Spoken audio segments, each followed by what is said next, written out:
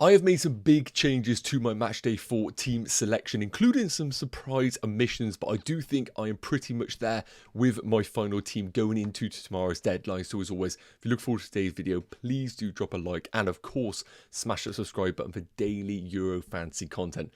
Enough waffling, let's get into this matchday 4 team selection. So first up, if you didn't know already, now going into the round of 16, we have a few things available to us. We have an increased budget of 105 million because some of the smaller teams have been knocked out. We have more premiums to choose from, less of those cheaper options, so they've increased the budget. We have unlimited transfers, so if you didn't know already, you can make as many as you want up until that Saturday deadline. So please do be aware of that. You can do whatever you want with your team. It's basically a free wildcard to every single Euro manager.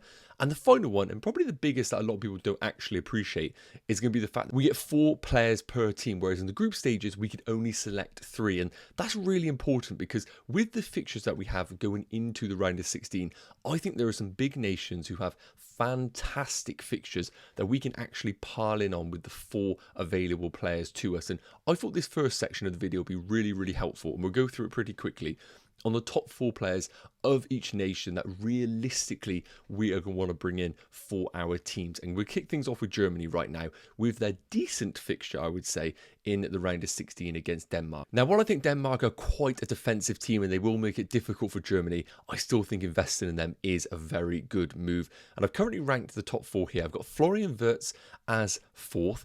I just think because he's coming off around the 60th minute, Musiala and Gundogan are just naturally better options. I think Mittelstadt is the 3rd best option. The reason why he isn't any higher is because there are injuries to both Rudiger and suspension to Tah, which I think does decrease Germany's clean sheet potential just a little bit, and it makes Mittelstadt a great option, obviously a budget enabler at 4 million, but I would be less bullish on a clean sheet in that fixture. The top 2, got Musiala as 2nd just because he is coming off slightly earlier. Now, I do think he is the more exciting pick. He definitely is kind of the star boy right now of the tournament, but I prefer Gundogan, who is going to be number 1 on this list, on penalties, guaranteed minutes, and actually showing goal threat in this team with those 3rd man runs when Kai Havertz is on the pitch. I think his position slightly changes when Falkirk comes on.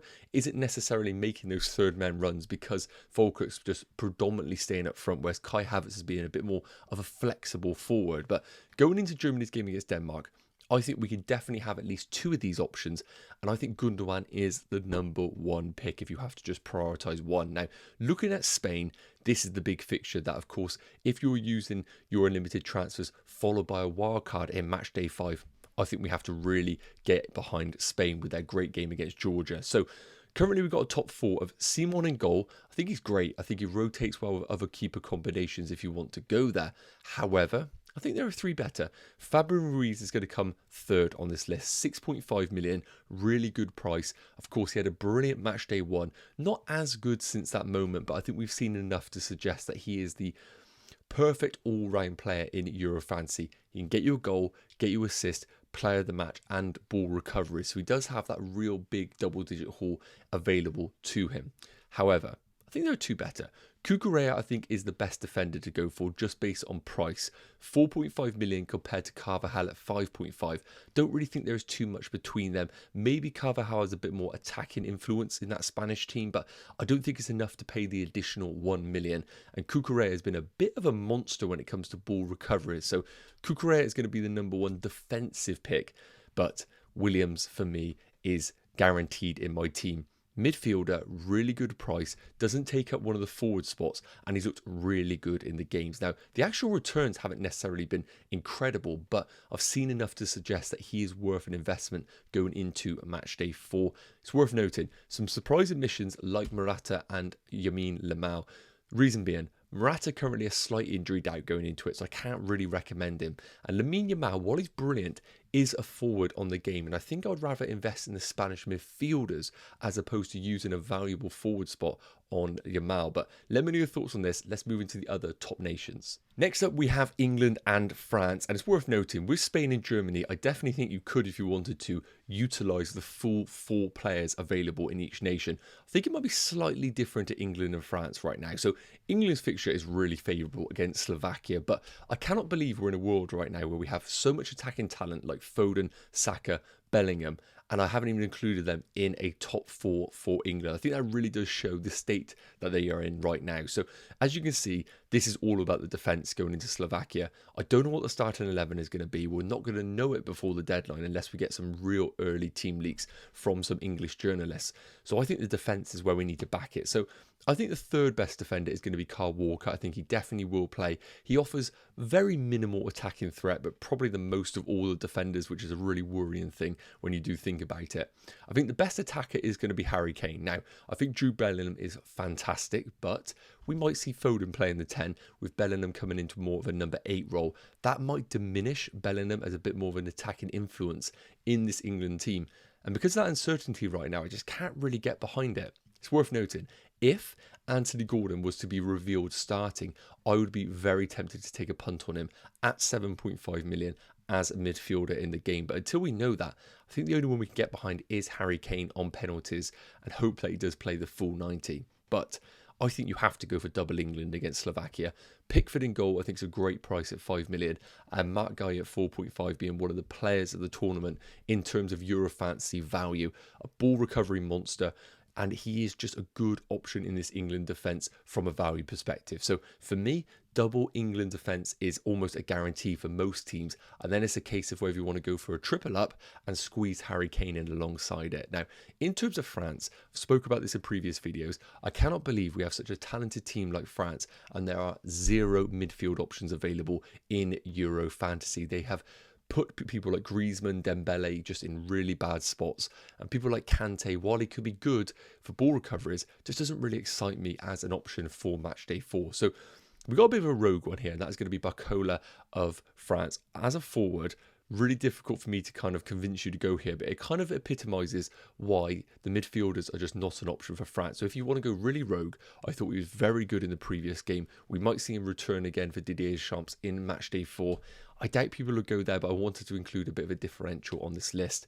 Koundé, ball recoveries have been brilliant this tournament. 5 million, really good value, and of course started every game. So I do like Koundé for France's fixture that they do have. Theo Hernandez is slightly getting the nudge ahead of Koundé. However, I totally understand if you think that maybe Koundé and Saliba are just better investments. The game against Belgium is worth noting. I do think while it is going to be a game that France will win, might not be a guaranteed clean sheet if Lukaku does turn up with his shooting boot. So probably a clean sheet for France, let's be real. But I do think having one French defender might be ideal. I don't think the double up is necessarily the route to go, just in case Belgium do turn up and Kevin De Bruyne has a game of his life. So Hernandez is going to be my number 1 pick, just because if France concede, he is the most likely to have some attacking returns, and don't need to talk about it. Kylian Mbappe, I think you have to be very brave to go without him, and I kind of get it if you want to go there, but for me, I just think Kylian Mbappe is a guarantee in any matchday 4 team. Last up, we have Portugal, who are playing up against Slovenia, and the Netherlands, who have a decent fixture against Romania. So first up, Portugal. I think we can invest in both defensive and offensive assets. However, I wouldn't say they have been incredible this tournament, even though they did top their group. So Cancelo for me is the best defender if you can afford it at 6 million. If not, you can come down to someone like a Pepe at 5 million, who's been very good for ball recoveries this tournament. Cancelo is a little bit of a luxury pick, and up against Slovenia, I would fancy them for a clean sheet, but there's no guarantees in this tournament, it seems. I do think with Costa being at 5 million, it makes it very difficult to go to Cancelo when you know you can spend $1 million less and bring in someone like Costa. But Cancelo does offer you some attacking threat, but I'm just going to have Costa slightly ahead of Cancelo just because of the price saving that you do get. But I've currently got Ronaldo at number 2, and I wouldn't even argue with people if they didn't have him in their top 4. While he has been a bit of a ghost, you always feel to yourself that he can score in any moment, but maybe that sort of feeling is wearing off in this tournament. I don't think Martinez really has much option than to play Ronaldo in matchday 4, but I feel like you could maybe swing against him in my draft, and spoiler alert, he isn't in my personal team, and that's because I think Bruno Fernandes, the number 1 pick, is just so much better than Ronaldo. We've seen in this tournament that forwards are very difficult to score big points, whereas the midfielders have the opportunity for an additional point for a goal, additional point for a clean sheet, and of course ball recoveries. And Bruno Fernandes is definitely one of those all-action midfielders that just makes him such a better option than all the other Portuguese picks. So for me, Bruno Fernandes is just kind of a lock in those teams. Last up, the Netherlands. So I wasn't very bullish on the Netherlands in my previous video, but I do think they are a good investment against Romania. So Dumfries is going to be the 4th pick, but I get it. You could completely avoid those right backs that include Dumfries, Frimpong, for example, because we just have no idea whether they are going to start or not. But if we do get any inclination, I do think Dumfries is a nice move if you want to go for attacking options in your team. Memphis Depay number 3. Now, I'm not brave enough to go there, but clearly he is absolutely locked in the team because his minutes have been fantastic. Obviously picked up a goal in the tournament, and I don't mind him if you want to go for a bit of a differential, but I do have Cody Gakpo, as you can see, number 1 on the list. So let's get to number 2, Nathan Ake. I think he's the best option available, best price, ball recovery is good, 2 assists this tournament. It's worth noting, I haven't been impressed with Netherlands defensively, even though they have so many elite defenders available to them. And against Romania, I wouldn't be surprised if they were to concede, but in the same breath, double France defence against Belgium or 1 Netherlands pick against Romania, it makes sense to squeeze in a Netherlands defender, especially, it's important to note, they play on the final day. So if you need a captaincy for the final option, maybe even a rogue pick on someone like Nathan Ake could be a wise pick. But Gakpo's going to be number 1. He's having a good Euro, similar to what we saw in the previous tournament for Netherlands. And I don't mind going there at all. A really good price, good fixture. Netherlands offensively have been okay, whatever we think about them defensively. And I would have him ahead of Memphis Depay, only just. But if you want to go for the differential pick, I do think Depay is there. Now, it's worth noting, I haven't included a couple of other nations, and that is because I don't even think you'd want to go for a triple up on them. All the teams that I've mentioned on here are ones that I do think if you wanted to go for a triple up, you could, hence why I've ranked them. But I need to read out some of the other options available to us. Austria, I do think is a good investment against Turkey. I think the number 1 pick would be Sabitzer, all-action midfielder, ability for goals, assists, and player of the match. So I would include him as a pick. Italy against Switzerland, not a great fixture to invest in my eyes. If you want to go there, it would be Bastoni in defence. But, of course, with the suspension alongside him, it doesn't increase Italy's chances of a clean sheet. Finally, Belgium. I'm not really that bullish on Belgium personally, of course, playing up against France. But if you want to go there, it has to be Kevin De Bruyne. But with him being 9.5 million, I just don't think we can justify him when we have so many other options available to us. So hopefully that helped out. Let's move on with the video. So moving into my new Matchday 4 team selection. And as I said, I am pretty much there. But it is worth noting before we get into this that you need to understand the chip strategy that you are playing. For me, I played my limitless chip in the group stages, so I'm using my wildcard in Matchday 5. So for me, Matchday 4 is just a free hit where I am targeting the teams that have the best fixtures without any sort of thought process about what's beyond this, because I will then wildcard the teams that have progressed to the quarterfinals. If you're in a position right now where you've used all your chips, you need to be a bit more thoughtful about the teams that you're investing in. I think it's really important to have a bit of a split on both sides of the pot. So, for example, get yourself some English and Netherlands options. So I do think they're the best options on one side of the pick. And then on the other side, it's all about bringing in the ones that you think will progress. I think Spain are a good option. I think France. But of course, once we get into the quarterfinal, when them teams play against one another, then you might have to use your free transfers, but that is just part of the game. So I will try and do a team reveal tomorrow with those that don't have any chips available. But right now we're going to focus on my team where I'm looking to wildcard in Matchday 5. And the goalkeepers haven't changed. Still going for Pickford with a great game against Slovakia and Costa with the game against Slovenia. Not really wanting to go for the Portuguese defenders myself, so I think Costa is a nice alternative at 5 million. And they play on different days, which is super important that we need to note. I think there are other good options if you want to go for Spain Simon, but again, we ranked those previously. I value more the defenders and the attackers in that Spanish team than the goalkeeper. Moving into the defenders, and this is where the first big changes happened with my team. So as I stated in my previous video, I've gone for triple England defence. I think that's the route that I want to go for. I'm happy with it. If England do concede against Slovakia, and it's worth noting, it isn't an easy fixture, but based on what I've seen with the fixtures, if I want a piece of England, it has to be defensively. So Kyle Walker and Mark Guy, as I previously spoke about on my ranked page, that's the route I'll go for alongside Pickford. Cucurella for me is just the perfect pick in that Spanish team. Great fixture against Georgia. Ball recoveries are great. I expect him to come back into the team after being rested in Matchday 3. As you can see though, I haven't gone for double Spanish defence, and I definitely think there is a claim to go there if you want to maybe bring in Carvajal at 5.5, but I've gone slightly different. Teo Hernandez is in. I think France are just going to be really pragmatic of what I've seen this tournament. I don't think they're free-flowing right now, attacking-wise. I don't think they have the players that they previously had in tournaments in midfield to do so. People like Griezmann are kind of on the edge of their peak, Giroud. So I think what Deschamps is trying to do is make his team very difficult to beat, and that's why I want a piece of that defence. So Theo Hernandez is going to come in because, as I said, if he concedes, at least there's a potential for attacking returns from what I have seen. And the big one, Nathan Ake has come in. I've got rid of Jules Koundé because even though I think Jules Koundé is good, I don't really feel confident about double French defence. And I do like, as I spoke about before, having an option on the final day like Nathan Ake that if everything goes wrong with captaincy, I could put the captaincy on him because if he keeps a clean sheet and maybe picks up some ball recoveries, he could be on for a monster haul. And I like the fixtures Romania. After doing a bit more digging, I've realised Romania, while they are a good team, are probably lucky to be into this position in the competition. And the game against Netherlands might just be a step too far. And I'm hoping that is the case with the selection of him. Next up, moving into the midfielders, and again, there's been a change to the team. So I'm currently sticking with the double Germany midfield. I have been umming and ahhing about whether I think double Germany is the way to go, but I need to cast my mind back to the opening 2 match days where Germany were free-flowing, and I do think they are still great value. They are ridiculously cheap with Gundogan at 7 million and Musiala at 8.5. That is the route that I want to go for right now.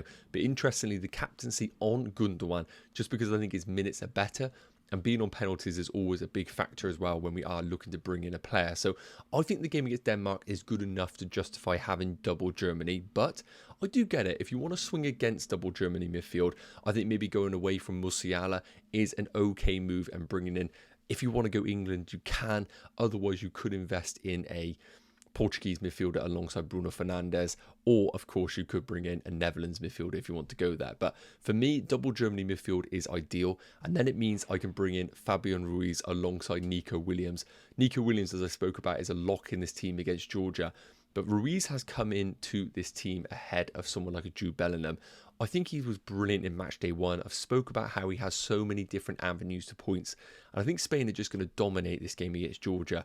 And while I think Spain have been sometimes a little bit blunt in previous tournaments up front, I think they are finding a way right now with their incredible 1v1 wingers and Fabian Ruiz coming late into the box to find a recipe to open up this Georgian team. So I think double Spanish midfield is the way to go. And Bruno Fernandes, as I spoke about, is just a lock in every team that I build. I can't see a way of me going without him. Slovenia is a great game. Bruno Fernandes is such a good pick in this team. And with guaranteed minutes and such an influence in them in the final third, I can't imagine going in a world without Bruno Fernandes. And finally, moving into the forwards, and there has been a change here as well, so you'll be interested to know. Harry Kane and Mbappe are sticking. I've been thinking about it a lot. I do think there is a way that I could go without Harry Kane, but it means I'm going without any England attack. And if they were to click, it has to be in the round of 16. Surely Southgate has figured out some sort of solution to the problems after 3 games in the knockout. And I do think he is such a pragmatic manager. He was just all about getting out of the group stages into the round of 16. So Harry Kane's going to come in. It might be blind optimism, but I still back him as an option in Euro Fantasy. So he is in for the Slovakian game and also a potential captaincy option if I want to go there in the second day. Kylian Mbappe against Belgium, as I spoke about, I just can't really imagine myself going without him. Now, Cody Gakpo is in. He is out for the likes of Cristiano Ronaldo, who was in a previous draft. And the more I think about it, the more I like Cody Gakpo. Another potential captaincy option if I want to go there on the final day of the match day 4. Good fixtures Romania, good minutes, good influence in this team. And what I've seen of him, he has been a better player to that I've seen in a Liverpool shirt. I feel like he does step up when he does play for his national team. I think Gakpo is a brilliant option in this team. So, based on that, this is the starting team for match day 4. I'm really happy with it. If I had to sit here right now and say what could change, I may be tempted to move away from French defence if I feel like Belgium have something to offer. So Theo Hernandez could leave, but I doubt it. I could be tempted to move away from double Germany midfield. But again, I just don't feel like there are any other nations that are tempting me to go there after owning already the best ones available. And even though I think Harry Kane is going to cause some doubts, I think I will stick with him. So That is the final 15, guys. I am almost certain I'm locked, but as I stated, I will be doing a deadline live stream tomorrow where I'll cover off my final team. And of course, with the early kickoff being Switzerland, Italy, I could be tempted to bring in a new player, but I would have to be very, very swung the other way to even consider Swiss or Italian players. So that's the team. Let me know your thoughts in the comments. Yes, guys, okay, that is going to wrap up today's Matchday 4 team selection video. As I mentioned, I am pretty much locked in with this team, but as I mentioned, I will be doing a live stream tomorrow going through my final team, and if you're lucky, I may even drop a video in the morning going through my final thoughts regarding the fixtures, players and teams. So make sure you stick around for that, and there's no better time to be a subscriber of the channel, so please do if you haven't already. And if you enjoyed the video, please do drop a like. If you have any final questions, put them in the comment section. I always try and answer every single one. Have an amazing day and we'll talk soon. Take care. Cheers.